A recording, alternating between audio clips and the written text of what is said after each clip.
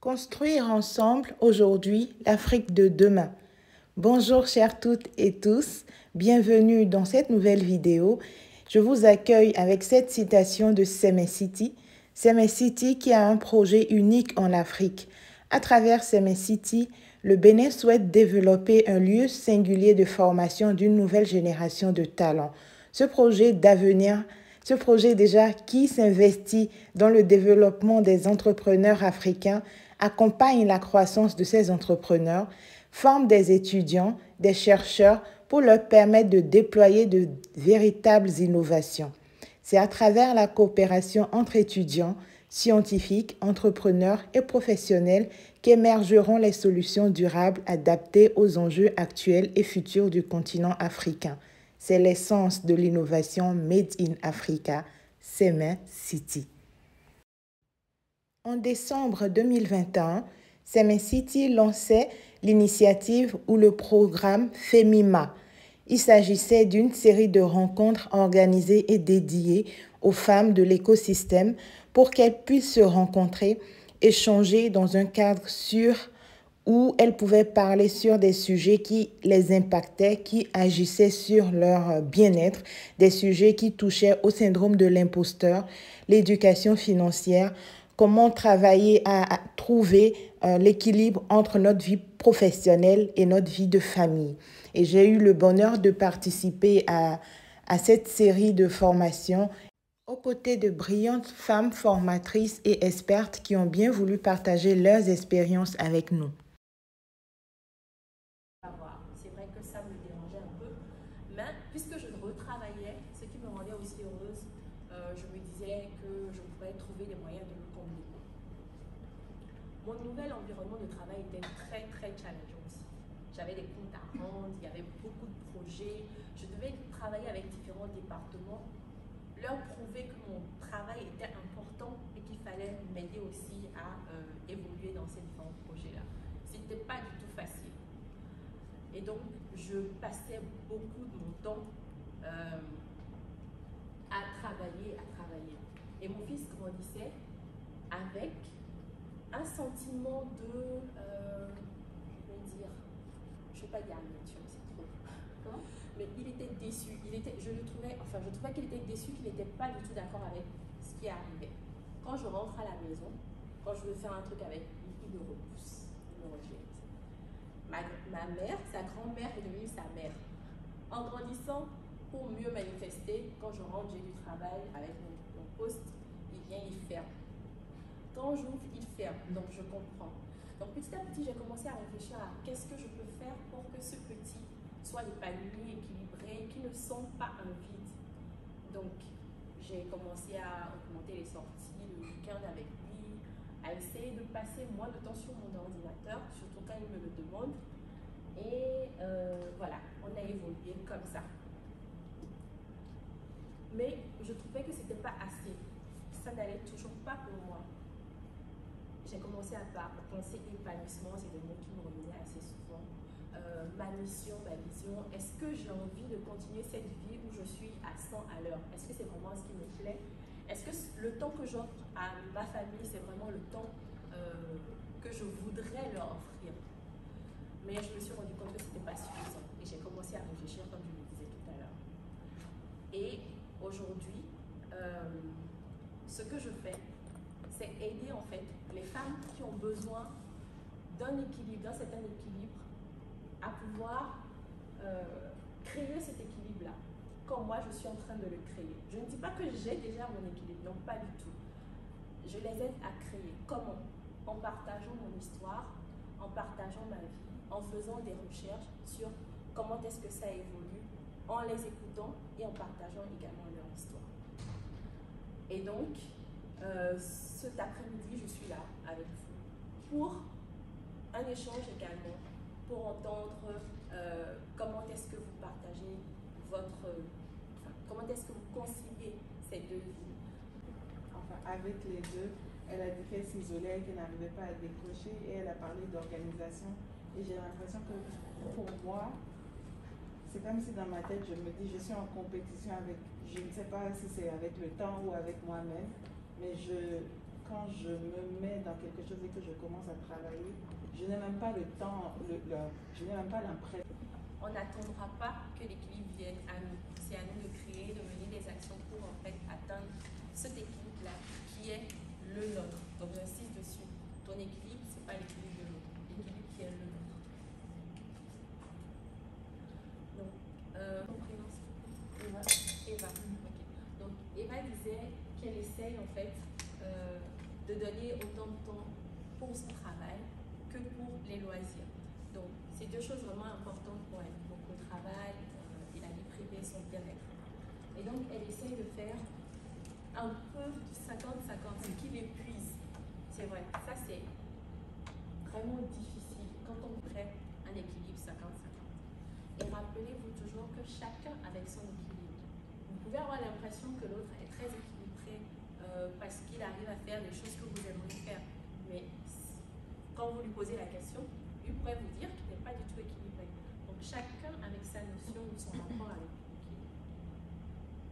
Donc c'est un mythe. On est toutes d'accord ici que c'est vraiment un mythe. L'équilibre 50-50. Oui?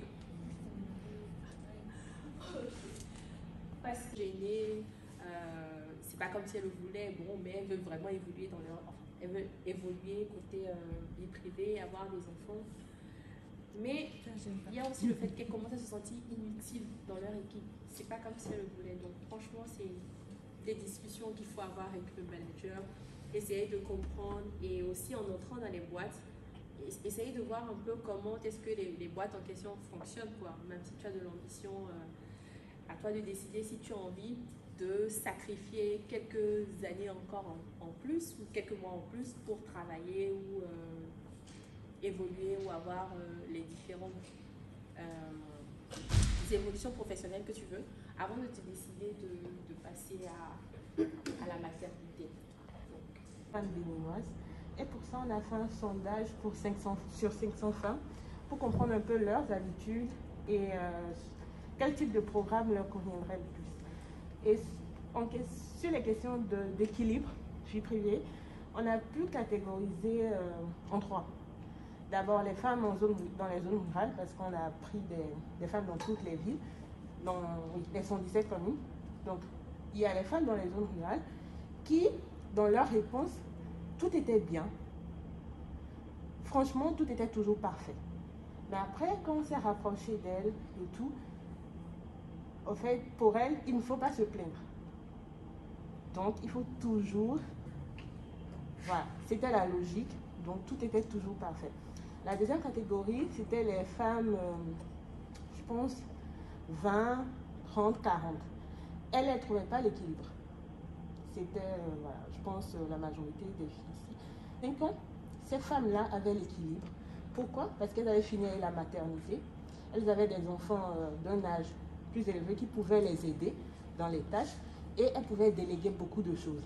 Du coup, elles pouvaient se concentrer sur leurs entreprises. Et 60 ans, c'était le top parce que ces femmes pouvaient prospérer. Malheureusement, c'est à cet âge-là qu'elles arrivent à développer leur entreprise. Mais bon, c'est la réalité. Voilà, donc c'est ce que nous on a trouvé, je vais partager. Comment est-ce que tu te vois dans un milieu de travail en fait? Je pense que ça... Les priorités? Oui, pas seulement les priorités, mais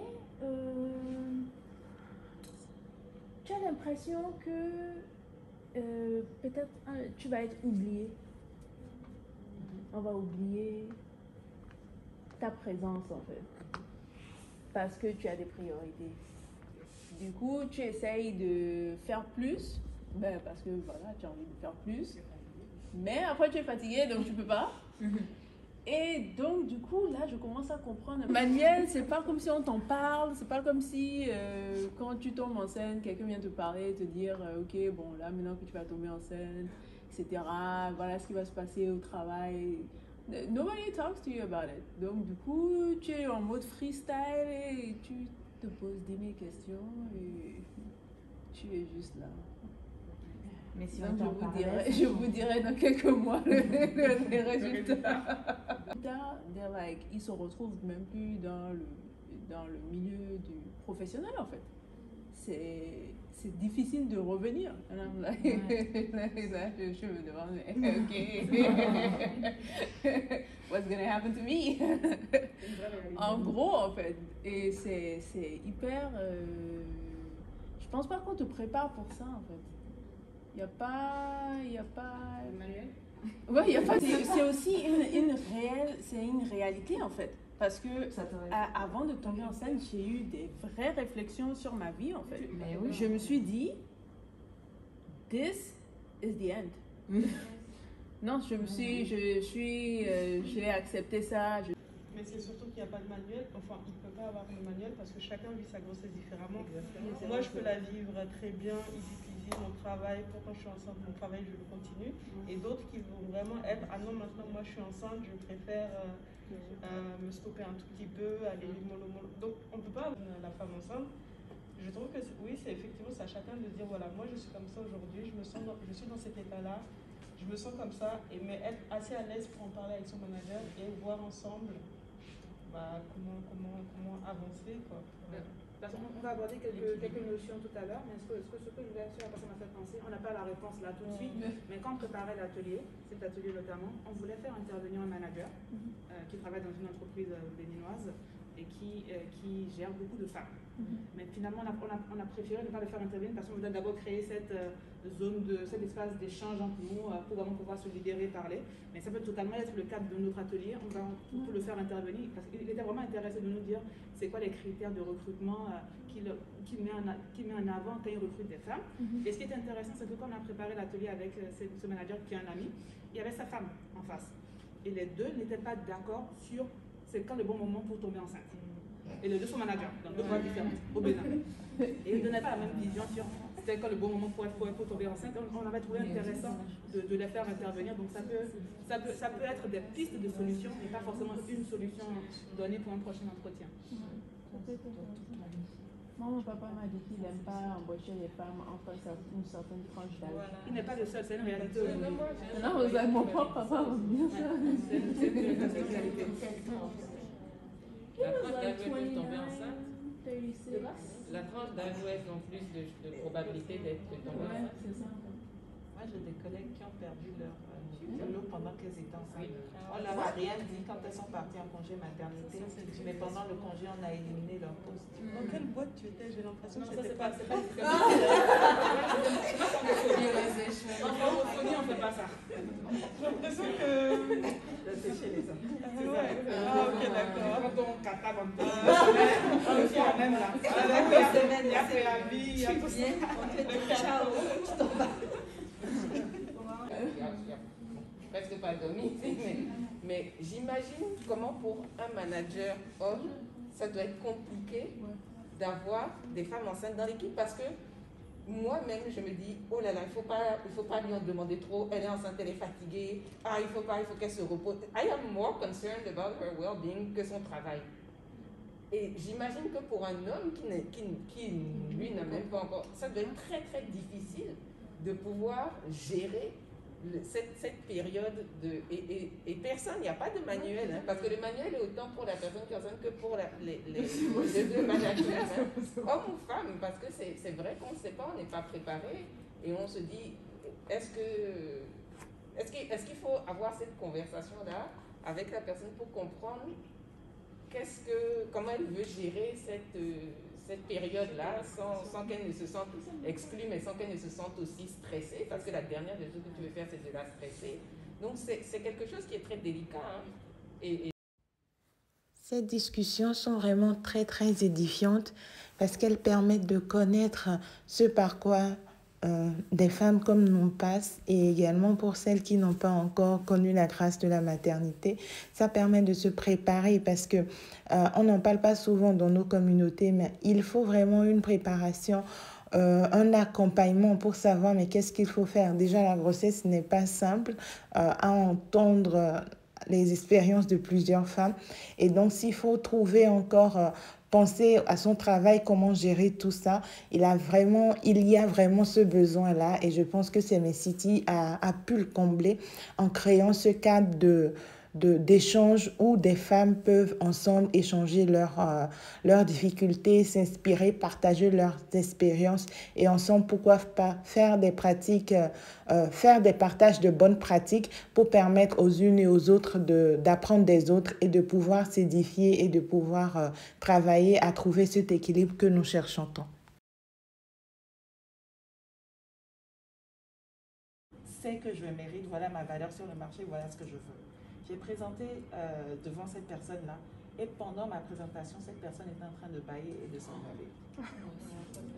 Donc, je suis sortie de la salle en me disant, j'ai fait ce que j'avais à faire, je sais que je le mérite, mais aussi en ayant cette frustration-là de voir quelqu'un en face de moi qui est en train de bâiller pendant que je suis en train de lui présenter tout ça. Et au final, le résultat n'est jamais venu, mais le résultat a été donné à une autre personne. Donc ça, c'est des choses où aucun se dit, je connais ma valeur et je vais m'exprimer. J'ai même limite dans le déni. Je dis, mais en fait, c'est moi qui l'ai fait. Qu'est-ce qu'il a fait? Qu'est-ce que j'ai fait? Enfin, tu recommences à reposer des questions, tu te dis, mais non, je l'ai fait, mais pourquoi je ne l'ai pas dit? Enfin, qui peuvent bien vivre cette paternité-là et avoir de l'énergie pour faire plein de choses. Tout à l'heure, la directrice disait que elle se disait que si elle se met dans les chaussures de Paul, voilà, elle peut faire telle chose. Bon. C'est vrai qu'il ne faut pas s'oublier totalement, oublier sa personne quand on le fait, mais à se dire si voilà telle personne que j'admire par exemple, je voudrais être à sa place. Si elle était, enfin, si j'étais elle. Si elle était, si j'étais elle plutôt, qu'est-ce que j'aurais fait? Je me rappelle des différentes reconnaissances que j'ai eues et je me mets au travail. Donc, si j'y arrive comme ça. Donc, ça peut être aussi de fragmenter les grandes tâches. Donc, par exemple, tout à l'heure, je disais qu'il faut que je trouve des activités pour mon fils. Donc, ça, c'est un gros objectif. Donc, si je fragmente, par exemple, ça va peut-être me demander, à un moment donné, de faire la liste de tous les endroits où il pourrait aller pour le faire. Ça pourrait être aussi d'essayer de voir si j'ai un chauffeur ou s'il faudrait que je vois qui peut m'aider à le déposer ou le ramener. Ça peut être plein d'autres choses. Donc, je peux fragmenter comme ça. Ou par exemple, quand je dis que je dois lancer ma communauté, pour lancer ma communauté, qu'est-ce qu'il me faut? Il faut peut-être que je fasse d'abord une stratégie. Il faudrait peut-être que je commence à créer du contenu, etc. Donc, même en fragmentant comme ça, c'est toujours de grosses tâches que je dois encore fragmenter. Parce que quand vous observez les règles de 5 à 10 minutes, s'il y a une tâche que vous n'arrivez pas à faire depuis un certain temps, vous donnez des bouts de temps juste pour faire ça, se concentrer 5 minutes ou 10 minutes pour démarrer, ça aide vraiment. Parce qu'au fil du temps, vous vous rendez compte que la peur de démarrer est passée et que je peux vraiment me lancer. Je ne sais pas si parmi vous, il y a des personnes qui souffrent de procrastination. Et... oui. Effectivement, le demain, là, je le fais et très rapidement. Par exemple, un appel à prénature auquel je pense que je vais le faire avec le temps. Je vais le faire bien. Donc, je pense à chaque fois que je travaille. Mais je repasse. Et quand je me concentre sur ça, la télé, je pense que je fais ça. Donc, des fois, je prends ça automatiquement, ça me revient. Quand même, j'ai le temps de faire ça, mais puis je fais ça après, je fais ça. Je vais pas faire tout le monde. Mais tu finis par le faire. On en avait parlé aussi vendredi.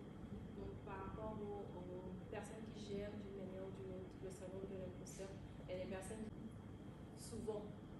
Parce qu'on ne peut pas, même si on planifie, même si on veut anticiper, c'est vraiment difficile quoi, de pouvoir se dire exactement ce qui va se passer. Donc, il faut pouvoir reconnaître qu'on aura des imprévus à un moment donné. Et prendre ce temps pour réfléchir quand ces imprévus-là viennent. Parce que se lancer tout de suite, ça peut entraîner d'autres formes de problèmes. Donc, prendre le temps de réfléchir et trouver la meilleure méthode de caler ce nouvel imprévu-là dans notre organisation. Il y a la possibilité aussi de s'appuyer sur son équipe quand on a ce genre d'imprévu-là. Donc, se dire qu'on sera seul à gérer l'imprévu, surtout qu'on a déjà nos objectifs et beaucoup de choses à faire. Donc, on a parlé tout à l'heure de la case choses importantes, choses urgentes. Si c'est quelque chose, si c'est une tâche, cet imprévu-là, on peut facilement déléguer. Il faut pas hésiter à le faire. Faut pas hésiter à le faire. Aussi, il faut faire, comme je l'avais dit au départ, réfléchir à quelles sont les actions qu'on peut mettre en place pour pouvoir gérer cet imprévu. Ensuite, il faut apprendre des imprévus. C'est vrai qu'on ne peut pas tout anticiper, mais on anticipe quand même un tout petit peu. Et si cet imprévu-là fait partie des choses qu'on aurait pu anticiper d'une certaine manière, on peut apprendre de cela et voir comment faire en sorte que ce genre d'imprévu-là ne revienne pas assez souvent pour l'équipe ou que vous soyez seul. Il y a des applications comme Trello, Asana, Airtable, Notion. Je ne sais pas si vous avez entendu parler de la plupart d'entre eux, mais ce sont des outils qui sont vraiment intéressants, qui vous permettent, si vous êtes en train de télétravailler, généralement les entrepreneurs télétravaillent beaucoup ou ont des membres d'équipe qui ne sont pas forcément à côté, parce qu'ils n'ont pas de locaux. Et donc, c'est des outils qui peuvent être utilisés pour partager les tâches, pour également suivre l'évolution des tâches et être certain qu'on est sur le bon chemin pour l'atteinte des différents objectifs. Rendez-vous, si par exemple c'est du service que vous faites et du coaching ou de la formation ou autre, vous allez pouvoir les utiliser pour planifier vos différents rendez-vous. Mais il y a aussi des outils encore plus simples, comme les agendas Google, que vous pouvez utiliser.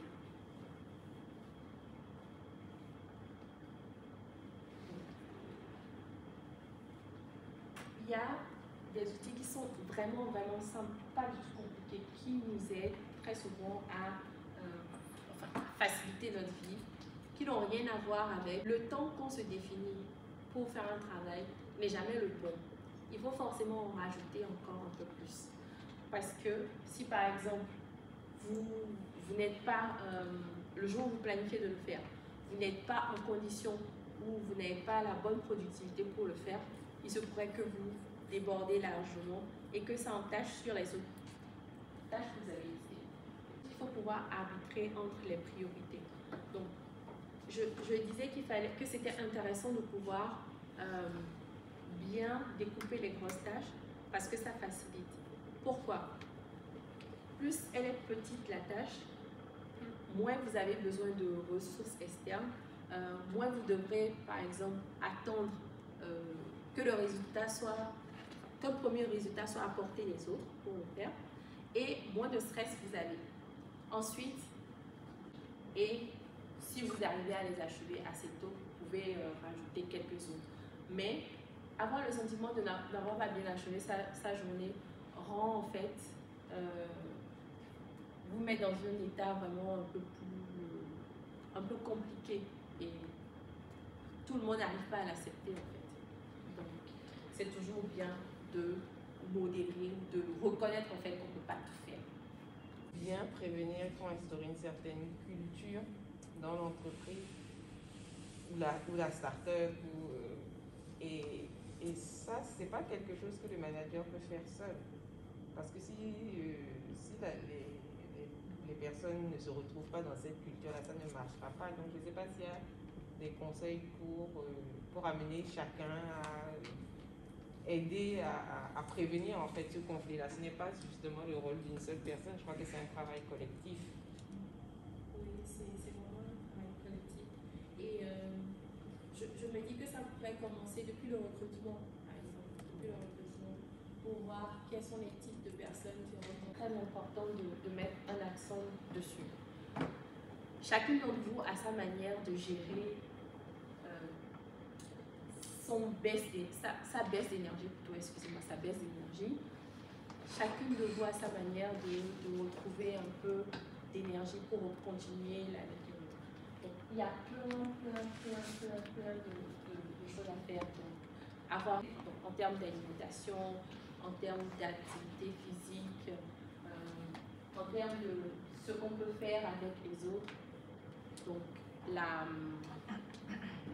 les rapports avec les autres, que ce soit la famille, les collègues, les amis, se détendre, changer d'air, même dans une journée de travail, et prendre de l'eau, bouger un peu pour que ce stress, cette perte d'énergie là ne soit pas totale. le plus important, c'est de ne pas attendre d'être à son énergie zéro pour commencer à rechercher des astuces pour se rebooster. Il ne faut pas du tout attendre cela. Je pense que c'est toujours intéressant quand on a encore un peu. C'est comment déléguer aussi. Quand on est entrepreneur, peut-être qu'on a sa vision et on veut exactement que les choses soient faites d'une façon. Parfois, on est peut-être trop perfectionniste, on a peur de déléguer aux autres parce qu'on ne sait pas s'ils vont faire comme nous. Donc, comment aussi se laisser déléguer et faire confiance à son équipe? Parce qu'on parle de work-life balance, donc je pense que pour avoir une balance aussi, il ne faut pas tout faire soi-même. Je pense que il faudrait déjà veuille partir avec toute cette connaissance aussi. Donc c'est un risque en fait, c'est un risque que l'entrepreneur doit malheureusement prendre, malheureusement ou heureusement prendre pour pouvoir évoluer. Il a décidé de grossir sa boîte, il est dans le conseil, il a recruté des gens et quand on a parlé récemment, il me dit on m'a pas dit que mon plus gros souci en grossissant serait de savoir comment marche peut-être. Surtout quand on est perfectionniste et qu'on essaie toujours de faire. Donner une tâche à quelqu'un dans un processus, la personne ne le fera jamais aussi bien parce que vous allez toujours dire mais moi j'aurais mis un point ici, une virgule là. Et finalement on se retrouve à être frustré et à frustrer la personne. Et quelque part c'est peut-être plus simple de donner le processus complet à quelqu'un. Bon, ça veut dire que la personne a peut-être un peu plus d'expérience, mais là, on se rend compte que, ah, mais tiens, il a mis B avant de mettre A, ou il a fait et finalement, on apprend même en regardant quelqu'un faire quelque chose du début à la fin, et puis la personne a un sentiment de satisfaction parce qu'elle a apporté sa touche et elle a obtenu un résultat. Mais sauf que c'est vrai que ça marche avec des gens qui ont quand même un peu plus d'expérience, mais c'est plus facile de déléguer dans ce cas-là. Ouais. Et surtout quand on est dans une start-up, qu'on a une entreprise où on a vraiment une obligation de résultat, c'est vrai que de rentrer dans un mode où on va dire qu'on va faire monter en compétence des juniors, c'est compliqué. Ouais. C'est pour ça qu'on dit souvent dans l'environnement start-up, recruter des gens qui sont meilleurs que vous. D'extérieur, un investisseur veut juger une start-up qui est performante, est-ce qu'elle a recruté au poste clé des personnes meilleures qu'elle? Si vous recrutez des personnes moins bonnes que vous, oui, vous aurez tendance à vouloir revérifier leur travail, à avoir peur de déléguer, alors que si elles sont meilleures que vous, on les a recrutées justement pour ça, au fait, pour qu'elles soient meilleures que nous. Et donc, à un moment donné, il faut qu'elles méritent leur salaire aussi qui va avec la compétence qu'elles ont. Et dans un domaine dans lequel peut-être et on arrive à faire ensemble beaucoup plus que si on cherche quelqu'un qui va faire une tâche spécifique.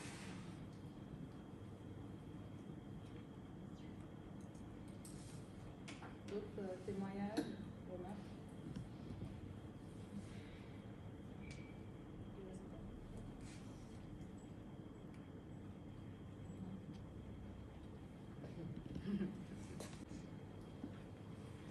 On a toujours un sentiment bienveillant envers les autres. On s'oublie de soi. Donc l'idée là, quoi. Il est là. Il est bien. Donc voilà. En tout cas, c'est juste des leçons que vous avez. Par exemple, toi tu disais que avec le Covid. Oui, on s'est fait des sentiments. Après, des fois, le licenciement, c'est une bonne chose. À un moment donné, on ne souhaite pas ça. Parce qu'il faut prévoir le rebondissement économique, notamment lié au licenciement. Mais des fois, on nous force. Ça nous pousse à nous sortir de notre zone de confort, comme tu disais, quoi. Tout à fait. Je pense que si cette expérience-là, je ne l'avais pas eue, je ne serais pas là où je suis à l'heure actuelle. C'est ça. Et être un entrepreneur, j'ai appris sur le tas, franchement. Il y a beaucoup de choses que j'ai appris, On veut pouvoir vivre financièrement aussi. Donc, à un moment donné, c'est bien d'être brûlée, de vouloir être heureuse, mais l'argent passe aussi par le bonheur. Donc, c'est vrai qu'il y a plein de femmes, et même des hommes, qui se retrouvent dans cette recherche d'équilibre vie professionnelle, mais malheureusement, le travail dans lequel elles sont, même si elles ne sont pas épanouies dedans, ça paye les factures. Donc il y a cette réalité derrière, à se dire mais comment on compose avec ce travail qui ne me passionne pas, mais qui me donne cette stabilité, et le fait que je veux trouver mon bonheur ailleurs, quoi. Et ça, c'est une vraie équation à avoir en tête. Il y a, je ne sais pas si tu as vu me partager, en tout cas, on avait travaillé sur la mission, nos origines ensemble, et en fait, on a fait un exercice qui nous permettait de retrouver dans le travail qu'on faisait notre mission propre. Donc, de trouver un moyen pour que dans tout ce qu'on fera, en tout cas, ou une partie, on arrive à retrouver cette mission-là, qui nous permettra de continuer d'avancer. Donc ça peut être quelque chose qui peut aider des personnes qui ne se sentent pas forcément à l'aise à leur boulot pendant un certain temps, pendant le temps où elles assument, enfin jusqu'à ce qu'elles assument de pouvoir le quitter. Il faut garder la motivation, en fait, d'agir quotidiennement. Moi, je ne sais pas faire autrement, je ne sais pas faire les choses à moitié. Ça n'a pas de sens de vivre sa vie à moitié, il faut la vivre à fond. Mais à un moment donné, il faut savoir que je suis arrivée à bout. Si je continue, je vais craquer. Je prends un break et je reviens avec la motivation, avec des choses qui semblaient insurmontables peut-être il y a quelques jours.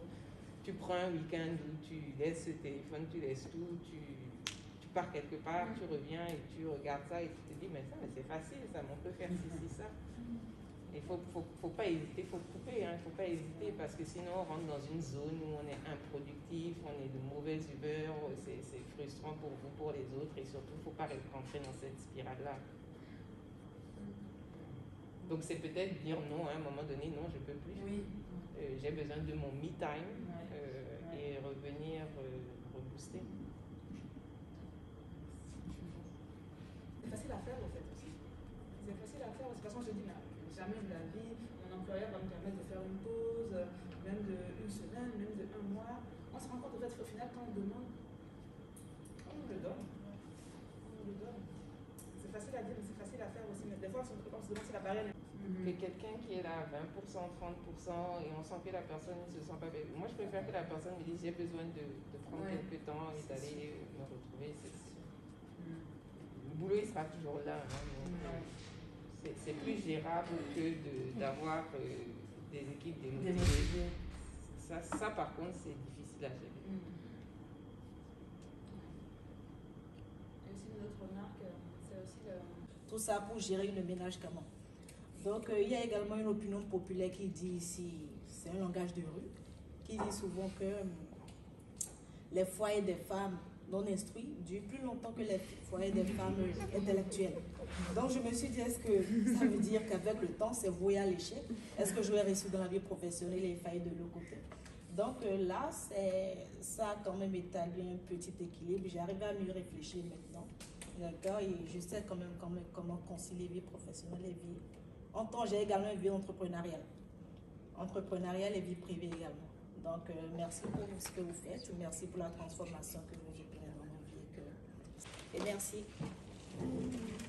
Pour les entrepreneurs de manière générale, il y a beaucoup de programmes où on voit qu'il y a beaucoup d'hommes qui participent. Il y a des femmes aussi, donc c'est assez mixte. Mais très peu de programmes spécifiques pour les femmes. Et très peu de programmes où on a un endroit safe, entre guillemets, où les femmes peuvent venir s'exprimer sur des sujets qui parfois sont sensibles. Quand on a parlé du syndrome de l'imposteur vendredi, il y avait beaucoup d'émotions. Il y a des femmes qui sont venues et qui ont parlé de choses intimes, de choses vraiment on sentait qu'il y avait beaucoup de choses à dire et beaucoup d'émotions dans la voix et on a vécu cette émotion-là avec elle. C'était vraiment très intéressant, les partages étaient très intéressants. Donc on a envie de rester dans cette dynamique-là, de vous donner la possibilité d'échanger avec des experts sur différentes thématiques. Si vous aussi vous avez des thématiques que vous aimeriez aborder, n'hésitez pas à nous les faire remonter. On a un groupe WhatsApp pour toutes les personnes qui ont participé à la masterclass de vendredi, d'aujourd'hui et qui participeront à la masterclass de jeudi. Donc vraiment, on vous fera passer un questionnaire de satisfaction. N'hésitez pas à répondre, c'est pas très long, mais ça nous permet juste d'avoir de la visibilité sur concrètement ce que vous avez aimé et ce qu'il faudrait aussi qu'on vous propose à l'avenir qui pourrait vous aider dans votre cheminement. Donc merci en tout cas pour votre participation.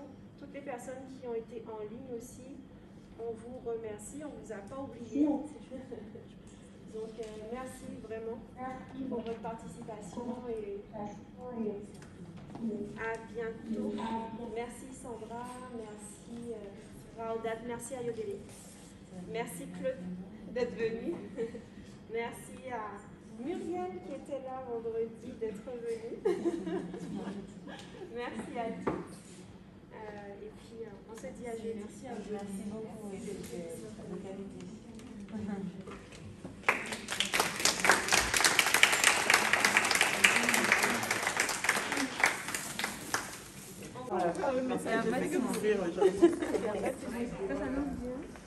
Nous sommes à la fin de cette vidéo que je vous remercie d'avoir suivi. N'hésitez pas à me dire ce que vous en pensez en commentaire. Est-ce que vous voulez qu'on publie beaucoup plus de contenu de ce genre? Et n'oubliez pas de vous abonner à la page de STEM City.